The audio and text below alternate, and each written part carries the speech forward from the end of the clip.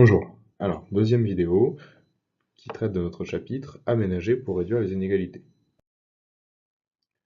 Cette fois, on va voir dans la deuxième partie les enjeux de l'aménagement du territoire français. Donc, la mondialisation renforce les inégalités, on l'a vu.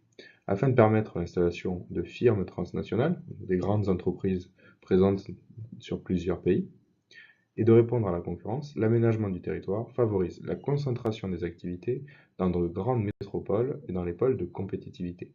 C'est ce qu'on a vu avec le développement de l'activité de jeux vidéo à Montpellier dans le chapitre 2. Les transports jouent également un rôle majeur, ils favorisent l'installation d'entreprises. Cette politique donc d'aménagement renforce des espaces déjà dynamiques.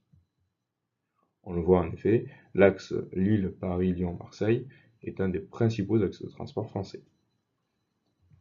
Cette politique d'aménagement du territoire vise également à réduire les inégalités en permettant le développement d'espaces en difficulté, Lens notamment, et en permettant l'amélioration des conditions de vie des habitants. Pense à Mantes-la-Jolie, et permet aussi l'accès aux services publics, hôpitaux, écoles, etc.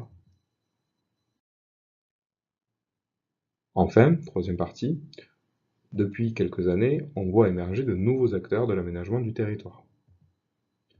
L'État, d'abord, a eu longtemps un rôle majeur pour définir les politiques d'aménagement. Depuis les années 80, depuis 82-83, avec les lois de décentralisation, les collectivités locales, régions, départements, communes, ont un rôle de plus en plus important.